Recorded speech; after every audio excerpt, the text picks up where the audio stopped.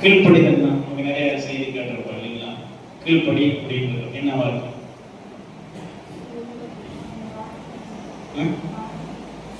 வார்த்தைக்கு கீழ்ப்படிகிறது அப்படின்னு சொல்லி. வேற யாராவது ரொம்ப ஆழமான சிந்திக்க வேண்டும். வார்த்தைக்கு கட்டுப்படுது. கட்டுப்படுவது, வார்த்தைக்கு கட்டுப்படுவது. வேற யாராவது?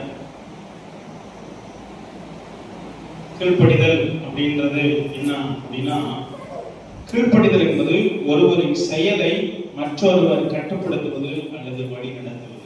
கீழ்ப்படிதல் அப்படின்னா ஒருத்தர் சொல்றாரு, அதுக்கு கட்டுப்பட்டு நம்ம நடக்கிறது, அதான கீழ்ப்படிதல் இல்லைங்களா? கீழ்ப்படிதல் என்பது நமக்கு மேல இருக்கிற ஒருத்தர் சொல்றது, இல்லாட்டி அதுக்கு கீழே இருக்கிறவங்க என்ன சாராம்சம் அதுக்கு தகுந்த மாதிரி நம்ம அதை ஒபே பண்றது. அப்படி கீழ்ப்படியும் போது என்ன நடக்குது அப்படின்னா, சமூகத்தின ஒழுங்கு மற்றும் அமைதியை நிலைநாட்ட கீழ்ப்படிதல். குடும்பத்துல அமைதி ஒழுங்கு கடைபிடிக்கிறதுக்கு கீழ்ப்படிதல். ஒருத்தர் கீழ்ப்படிதல் வச்சுங்க, அமைதி என்ன செய்யாது? ஊகமட்டமான நடிச்சு இல்லையா சமுதாயம். அப்ப கீழ்ப்படிதல் என்பது ஒருவருக்கு சொல்லுகிறத கேட்கிறது, அதுக்கடுத்து ஒழுங்கையும் அமைதியும் நிலைநாட்டுகிறது. அதுக்கடுத்து என்னன்னா, ஒருவரின் கடமை பொறுப்பு மற்றும் ஒழுக்கத்தை வெளிப்படுத்துகிறது. கீழ்ப்படிதல் என்ன இருக்கு அப்படின்னா, அதுல கடமை இருக்குது, ஒழுங்கு இருக்குது, பொறுப்பு இருக்குது, ஒழுக்கத்தை வெளிப்படுத்துது. கீழ்ப்படிதல் என் பிள்ளை கீழ்ப்படினா அவன்கிட்ட ஒழுக்கம் இல்லைன்னு அர்த்தம் இல்லைங்களா?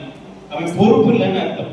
அதே போலதான் நமக்கு கீழ்ப்படிகிற ஒரு குணம் நமக்கு வேண்டும் அப்படின்னு ஆண்டவர் எதிர்பார்க்கிறார். கீழ்ப்படிதல் எப்படிப்பட்ட கீழ்ப்படிதல்? நம்ம நிறைய செய்தியை நம்ம கேட்கிறோம், கீழ்ப்படியணும் கீழ்ப்படியணும் கீழ்ப்படியணும் அப்படின்னு சொல்லிட்டு. ஆனா பைபிளுடைய சாராம்சம், பைபிள் நமக்கு கீழ்ப்படிதலை பற்றி என்ன சொல்லுது?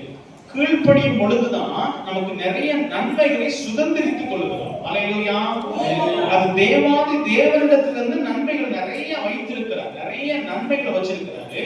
நேற்று தினத்துல பார்த்தா விசுவாசிக்கும் பொழுது அதை பெற்றுக்கொள்வோம். இன்றைக்கு 1 சாமுவேல் 15ஆம் அதிகாரத்துல 22வது வசனத்தை நீங்க வாசித்தீங்கன்னா,